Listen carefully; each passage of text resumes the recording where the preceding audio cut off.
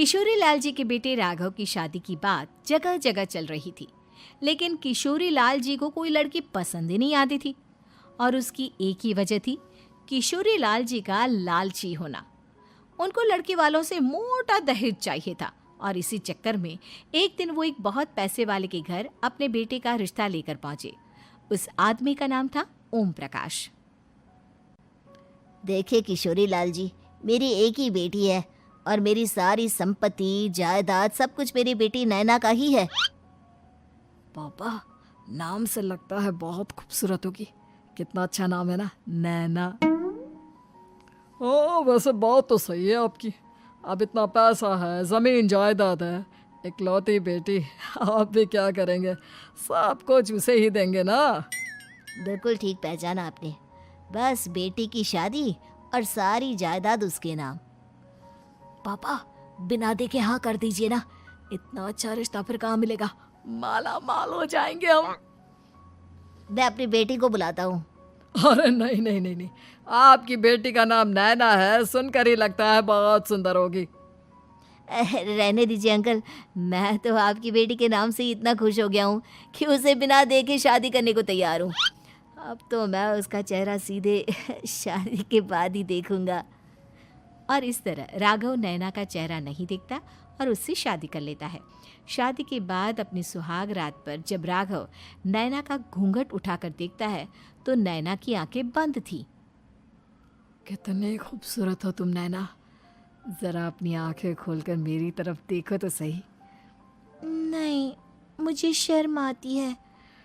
अरे, मैंने तुम्हें शादी से पहले भी नहीं देखा, और अब अगर तुम आंखें खोलकर मुझे देखोगी भी नहीं तो मुझे अच्छा कैसे लगेगा?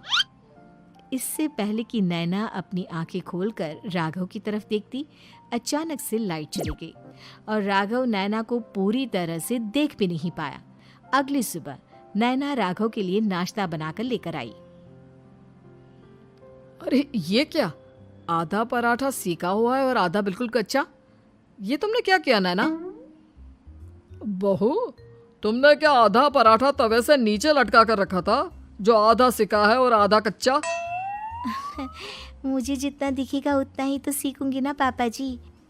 जहाँ जहाँ मुझे नजर आ रहा था वहाँ मैंने सीख लिया, जहाँ जहाँ नहीं दिखा वहाँ कच्चा रह गया होगा। इसका क्या मतलब है? ये कैसा मजाक कर रही है तुम? अरे बहू, तुमने इतना लंबा घूंघट क्यों लगाया हुआ है? देखो, हमारे घर में बहुओं को बेटी की तरह रखा जाता है, और फिर तुम तो इतना सारा माल लेकर आई हो।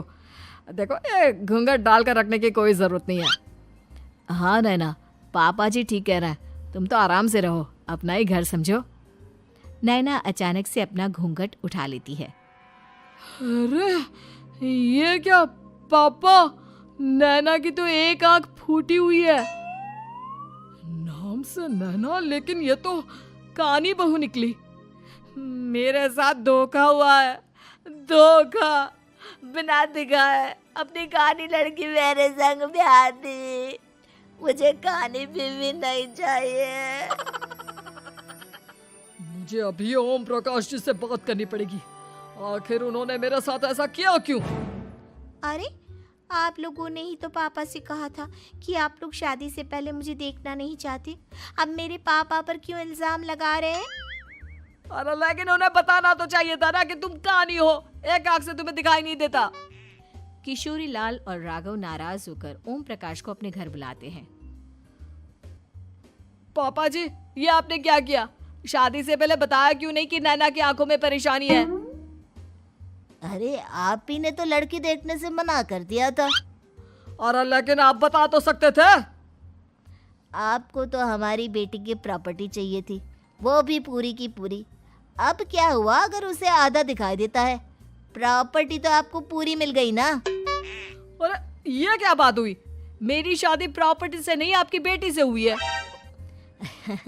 अब ये तो पहले सोचना चाहिए था, तब तो मेरी प्रॉपर्टी देखकर तुम्हारी जुबान लप लप आ रही थी।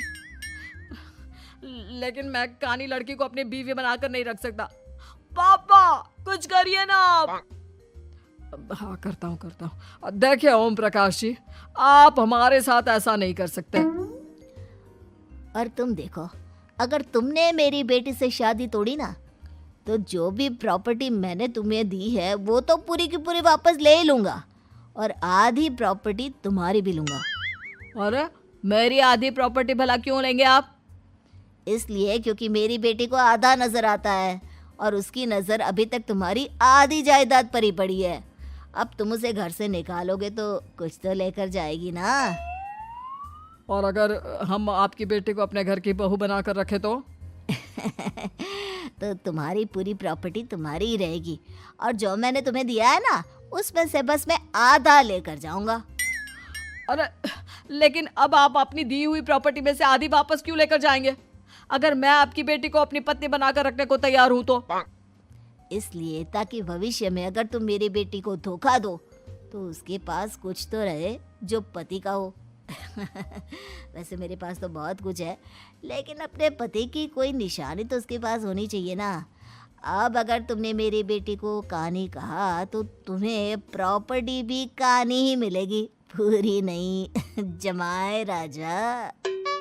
किशोरी लाल और राघव समझ चुके थे कि वो बुरी तरह फंस चुके हैं और अब उनके पास वहां से निकलने का कोई चारा नहीं है। अब समझ में आया ना, लालच बुरी बला होती है। एक तो तुम्हें प्रॉपर्टी मिली, ऊपर से बीवी मिली, उसमें तुम्हें नखरे भी दिखाने हैं। आए बड़े, चुपचाप बैठो दोनों। कुछ दिनों के बाद नैना राघव की कार लेकर बाजार घूमने निकलती है और जब कार लेकर वापस आती है, ये क्या? एक तरफ से मेरी गाड़ी पूरी खराब हो चुकी है। लगता है तुमने मेरी गाड़ी को किसी दूसरी गाड़ी के साथ एक्सीडेंट किया है। अरे अरे कितना बड़ा नुकसान कर दिया तुमने बहू। वो क्या है ना पापा जी, मुझे एक आंख से दिखाई नहीं दे रहा था, सामने से गाड़ी आ रही थी। मुझे तो सिर्फ आधा ही दिखाई दिया और वो गाड़ी मेरी कार से रगड़ते हुए निकल गई। अब मैं क्या करूं बताओ? आप इसे ठीक कराने के पैसे कौन देगा? तुम्हारे पापा? तुमने मुझसे इस तरह से बात की? अभी रुको। नैना राघव की शिकायत ओम प्रकाश को कर देती है। देखो राघव, अब जो मेरी आधी प्रॉपर्टी तुम्हारे पास थी ना उसमें से आधी और मैं लेकर जाऊंगा क्योंकि तुमने मेरी बेटी को डांटा। अरे नहीं नहीं पापा जी, गलती हो गई, माफ कर दो। गलती की तो कोई गुंजाइश ही नहीं। अगली बार मेरी बेटी को डांटा तो बची हुई आधी में से आधी और ले जाऊंगा। लालच के चक्कर में हम दोनों ने बहुत बड़ी गलती कर दी बेटा। एक तो तुम्हें कानी बहू मिली और ऊपर से जो माल मिला वो भी काना। इस तरह राघव की हर एक गलती पर ओम प्रकाश उसकी प्रॉपर्टी का आधा आधा हिस्सा लेकर अपना सारा माल वापस ले गया और राघव को कानी बीवी से काम चलाना पड़ा। भाई लालच वाकई में बुरी बला है।